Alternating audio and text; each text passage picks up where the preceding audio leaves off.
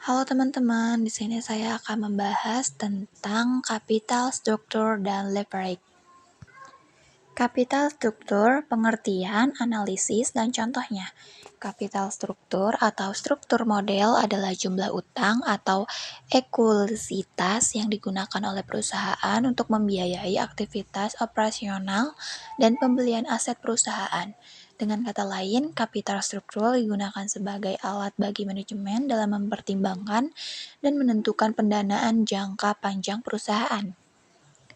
Menurut para ahli keuangan, I.M. Pandey, capital structure atau struktur model mengacu pada campuran sumber dana jangka panjang seperti surat utang, utang jangka panjang, modal saham privasi, dan modal saham ekuitas termasuk cadangan dan surplus.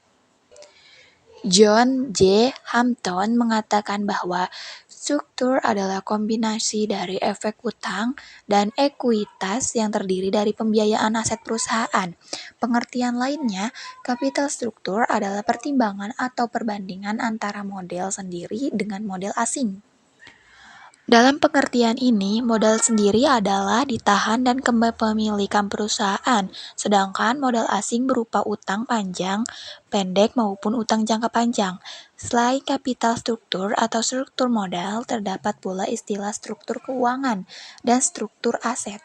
Menurut Sarto 2003, struktur keuangan adalah cara perusahaan membiayai aktivitasnya, yaitu dengan utang jangka pendek, utang jangka panjang, dan modal pemegang saham sehingga seluruh sisi kanan secara neraca memperlihatkan struktur keuangannya. Terdapat beberapa faktor yang mempengaruhi capital struktur yang perlu diketahui antara lain sebagai berikut. Aktivitas 2. Growth facility, ukuran perusahaan, properti stabilitas, dan resiko bisnis. Leverage adalah pengertian jenis dan contohnya. Leverage adalah cara lain yang lebih merujuk pada utang. Di dalam dunia bisnis, leverage sering dikaitkan dengan pinjaman modal untuk membiayai pembelian peralatan aset dan lainnya. Tak jarang para pembisnis lebih condong menggunakan leverage dibandingkan ekuitas untuk pembelian aset. Bila kamu seorang pembisnis dan berhutang untuk membeli kebutuhan bisnismu, maka kegiatan tersebut disebut menggunakan leverage.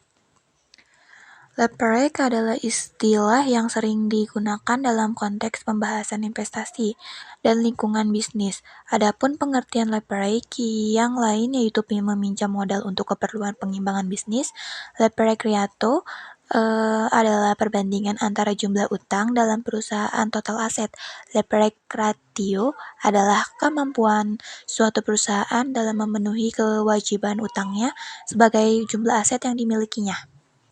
Selanjutnya yang terakhir ada suatu perusahaan memiliki nilai leverage yang tinggi. Total aset yang dimiliki perusahaan tersebut lebih sedikit dibandingkan dengan jumlah aset kreditornya. Maka dari itu, penggunaan leverage ratio akan dapat melihat perusahaan sedang sehat atau tidak. Bila leverage ratio semakin besar, maka akan semakin tinggi resiko gagal bayar di kreditor. Sekian presentasi dari saya, kurang lebihnya mohon maaf. Terima kasih.